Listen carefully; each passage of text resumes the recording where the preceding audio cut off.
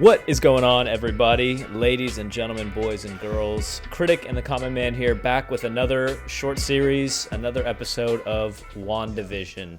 Up this week, episode 6, the obligatory Halloween episode. We are in the 90s this week, Chris.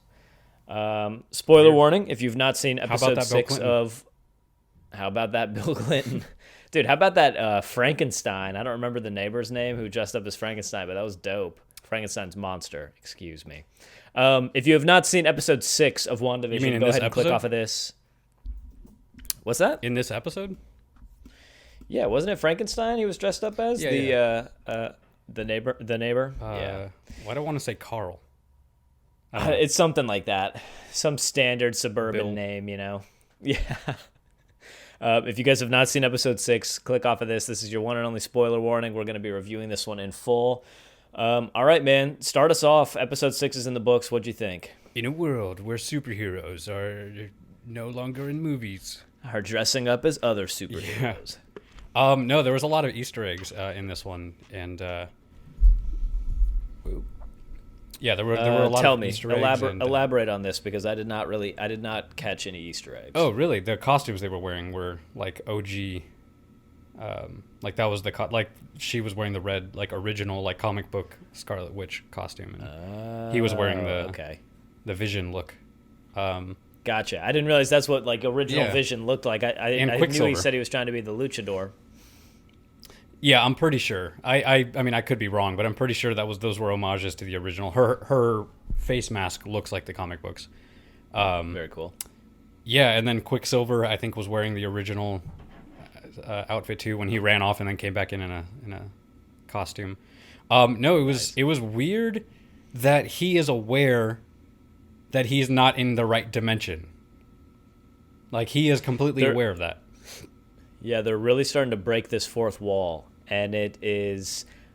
I guess we just gotta get used to this, man, because I think this whole Phase 4, this whole Marvel next thing is going to be, let's see if we can really tote the line between messing with people's brains and giving you a solid story arc throughout the whole thing that you can actually understand. Yeah, it's interesting because we're getting a lot of character development from really on her side too. Like we're starting to understand that she is not 100% to blame for this. She doesn't really, like, she is in the sense that she created it, but she's also not to blame because she doesn't know how she's doing it. It's her grief that's kind of coming out through her powers.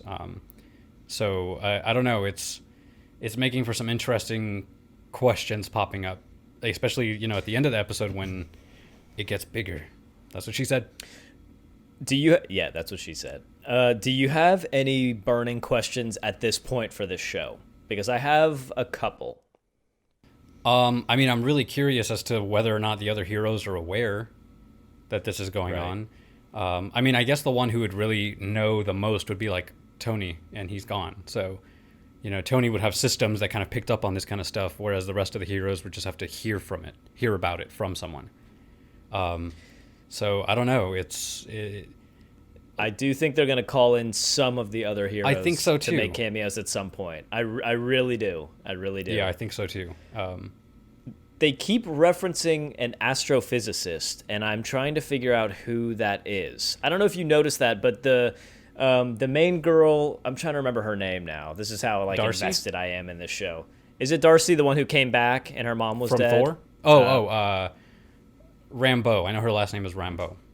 Yes. Monica? She keeps referencing that she's going to call an astrophysicist friend of hers, and she's got this person who can help, and I'm trying to figure out who that is, and I feel like it should be right in front of my face, and I'm really trying to not do a bunch of research on this because I feel like it'll end up spoiling it. But she's definitely bringing somebody big into this. Now, whether it's a character we already know or not, I'm not sure. But she keeps making reference and saying, "Oh, there's an astrophysicist I know who I need to get on this. Let me give him a call." Could be Dr. Selvig from the Thor movies. I don't know. I don't think they would be connected. I don't know who it's going to be. I don't know who it's going to be, but they're not afraid to break the fourth wall on this, and by that I mean kind of make fun of themselves or even come into the fact of like they're recasting people from other Marvel content that's been out there. They're definitely stirring the pot. You know, they are. What I'm really curious about is, I mean, it was really cool to see Vision kind of standing up for himself a little bit in this one, but in like a passive aggressive sort of way.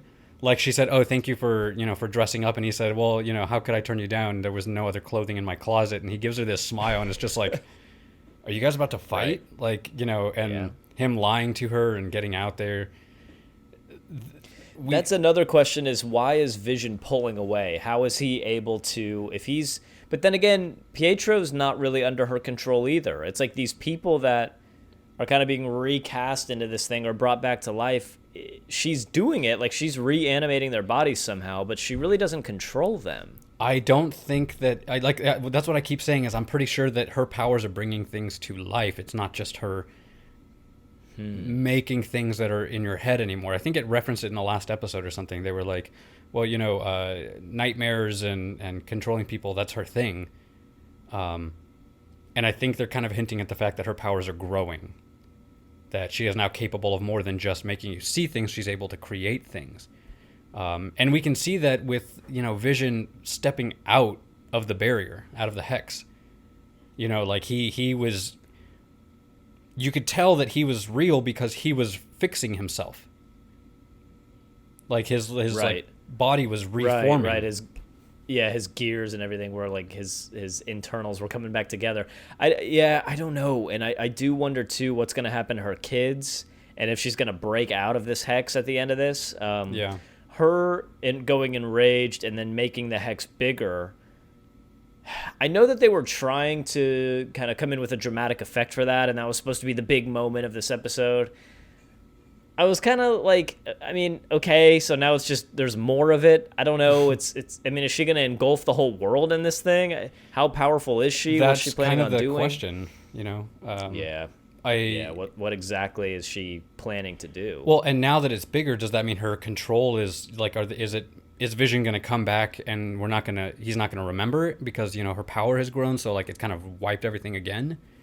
Like it's because the hex is bigger now. She doesn't have as much control over it because it's taking too much power. I'm saying that because it's bigger, there's more control. So people are going to be more subservient to her. Maybe like as she gets more and more angry, people become more. But this episode was weird too though because we kind of saw the low power mode. I know you haven't watched Rick and Morty, but a lot of people will know there's a Rick and Morty episode where they're in a simulation.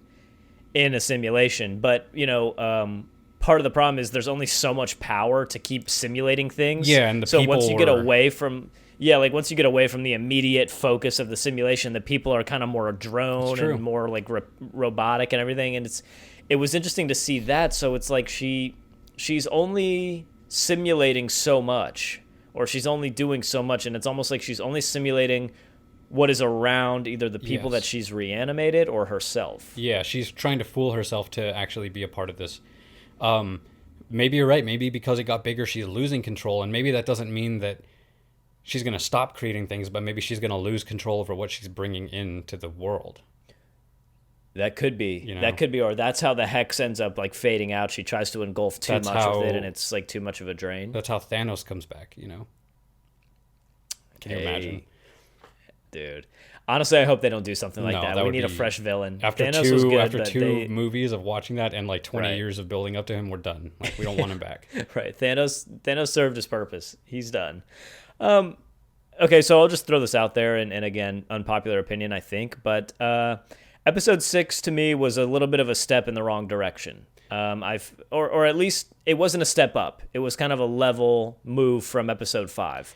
1 through 3, obviously, these were the conflict episodes. You and I didn't love them so much. I personally didn't like them at all. Episode 4 and 5 really ramped up fast and piqued our interest in WandaVision. The last episode 6, I could take it or leave it, man. I kind of felt like it was sort of a level step, if not a step down from episode 5. I didn't really feel like it added all that much to the story, and I wasn't really all that into what was happening. I think that they had so much... Like the stakes were rising so much, and there was so much that was there was a lot of buildup in the last few episodes, and then this one took a step backwards in the sense that like now we're back to the sitcom life, and this one felt like, I don't know about you, but for me, Quicksilver's character seems like a shitty actor. And the thing is, I know that actor specifically is incredible. He can do some amazing stuff, but this whole like Quicksilver thing that he's doing feels kind of forced, and it just doesn't feel right. None of it. You don't kind think of he's sits like right. very? You don't think he's a well-written character? I don't know if it's that or if it's the way he's delivering it. I don't know, but whatever the case, the whole sitcom for like, whereas like the rest of the ones, all the other episodes, I was totally down for. I was like, whatever, I was sitting down and ready for it. For this one, for whatever reason, it had me just kind of cringing at everything that was happening. I was just like stop, like, I don't know. Maybe it's because it was the back and forth. It wasn't a great episode. No, it wasn't a great episode. But I liked all the stuff that was going on outside of the hex. Like I wanted more of that because that was pushing the story forward. Her talking to Quicksilver pushed the story forward. I think it slowed down when it didn't need to slow down. Yeah, agreed. We had all this momentum going in, and they sort of hit the brakes. They pumped the brakes on us a little bit. That's a good point. And to the viewers and listeners, if you're on YouTube, leave a comment down below. Let us know. I am more invested now in the story outside of the hex than I am with what's going on in the hex, which is probably not really supposed to be what's going on. I'd say I mean, I don't know, but I would imagine their motivation is to get you more invested in what's going on with Wanda and Vision and the boys, but they're just living this life that she's created. They're not really trying to do anything. She just wants to be left alone. And every episode, at least one little weird thing will happen, like Quicksilver in this one, like you said, breaking the fourth wall again. He's aware of what's going on. Yeah. And he kind of calls her out on that. But it's kind of hinted that he didn't exist before, that he just I just showed up. Like, I just came out of this multiverse thing. And to be fair, he said that he died. He said he died, and when he woke up, he looked like this. So it's like, I don't know. It's bizarre. It is bizarre, and I don't know. I mean, so here we are at episode 6 is completed. So as far as I know, there's 8 episodes in this season. Unless I'm mistaken, and there's 10. It's my understanding that there's only going to be... Oh, there are 9. I think so. All right, so that makes it a little bit better, because I was going to say, I was going into this thinking there were 8 episodes, and I'm going, dude, we have 2 hours max of WandaVision left in this season, and these episodes really aren't even an hour. No. They're more like 30 to 40 minutes, so we've got less than 2 hours of WandaVision left. Assuming there's 3, then we're somewhere right around 2 hours of content left that they have. So that's enough time to do something pretty substantial. That's a movie, you know what I mean? That's a whole movie's length of content they still have.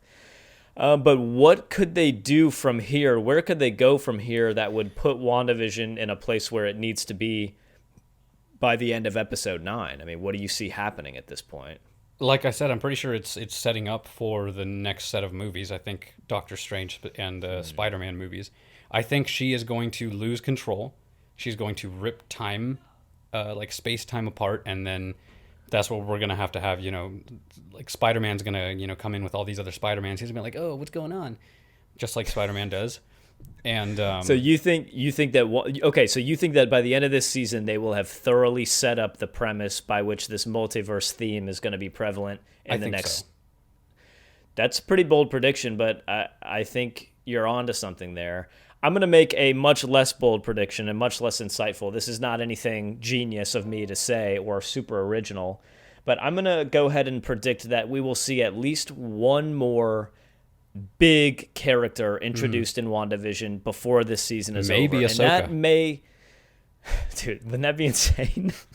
Oh my God, Luke just comes in with Grogu like in the end of the season, and it may be like the very last episode, right at the end, cliffhanger. Somebody shows up at her door or comes out of the hex or something. I don't know. I think they're showing us that they're willing to just do anything at this point. That we should kind of buckle up and just get ready.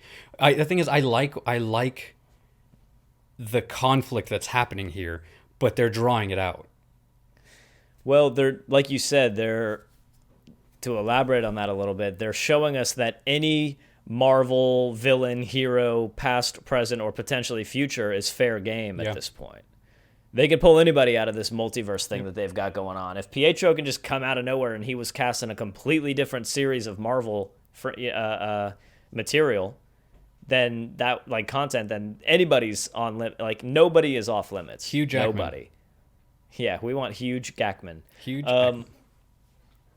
see our review of Real Steel for a good reference on that. The spoon and the Mongol coming at you. Wow. I can't believe you remember that. Oh, That's I good. remember. I remember. Yeah, that's my prediction. My only bold prediction that I have, which again is not that bold. I do think we're going to see at least one more big name character, somebody that we either very much know already, or somebody that is going to be a big part in the movies in this next chapter. The Green Lantern. All the fucking comic book fans are losing their shit right now. Could you imagine if Aquaman just came flopping out? They're like, this isn't even Marvel. What are you talking about? He clearly doesn't understand, and you're not a lover of the comic books. Just Homelander just comes flying in and just starts blasting people with his laser beams. You got anything else for this episode? Episode 6, Chris? I just want to talk about the ending with Vision. That was, in my opinion, amazing. I thought that was really cool. Just emotional. Just the build up to like him talking to the girl in the car.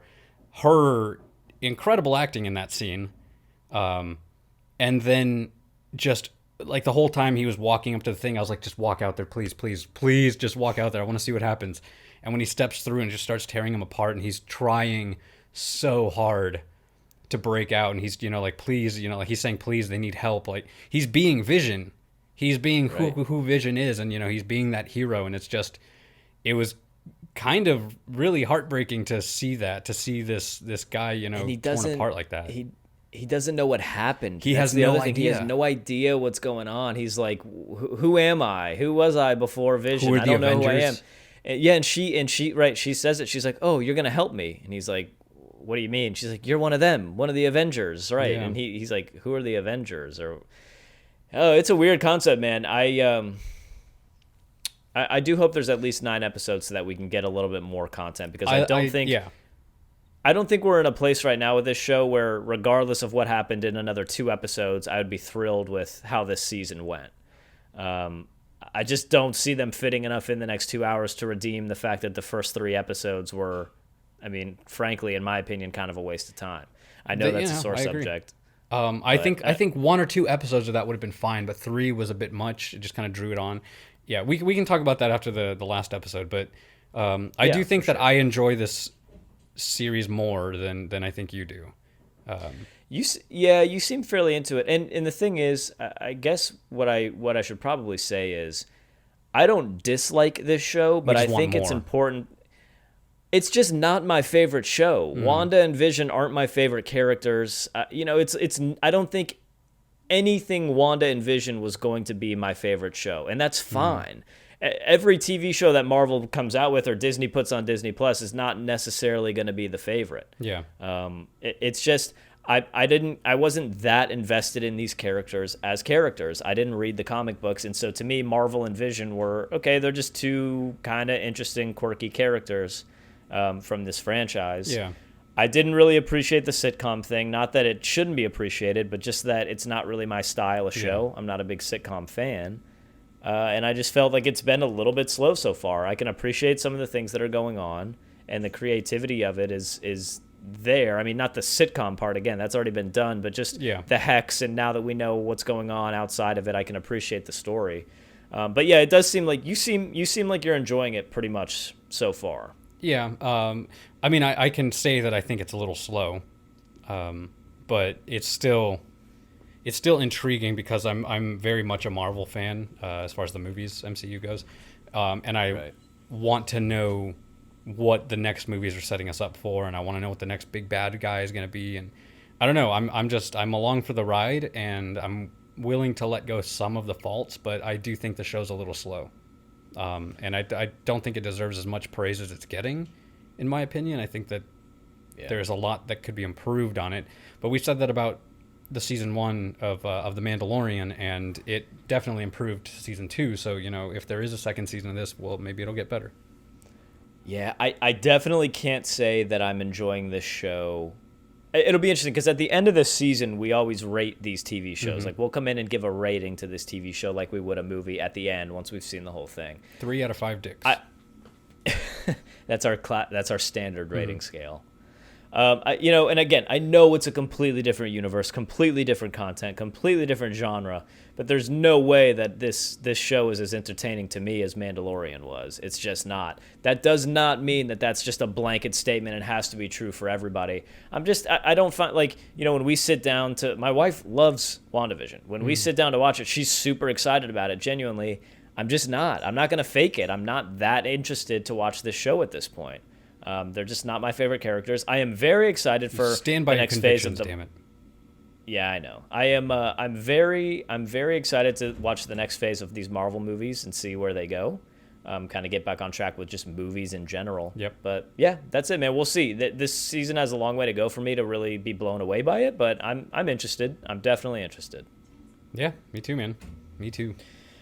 Then that's it. Guys, let us know what you think. I know we've been a little bit harsh on WandaVision so far. We try to be genuine on this podcast. We're not going to pull any punches, and you absolutely can disagree with us. Let us know in the comments down below what you think. If you completely disagree, if WandaVision's the best thing since sliced bread, or if you're on board with us and you think it's a little bit overhyped. If you do disagree with us, and a little brown bag that is set on fire appears at your doorstep. Right. It wasn't me. Right. Critic and the Common Man has eyes everywhere, and we see everything. That's it, guys. WandaVision episode 6. Leave a comment down below. Let us know what you think. We're going to be doing these every week until the season is over. So you can find us next week for another review for episode 7. Chris, you got anything else for WandaVision episode 6? I feel a disturbance in the Force. That didn't make sense. All right, guys. We're out of here. See you next week. Peace.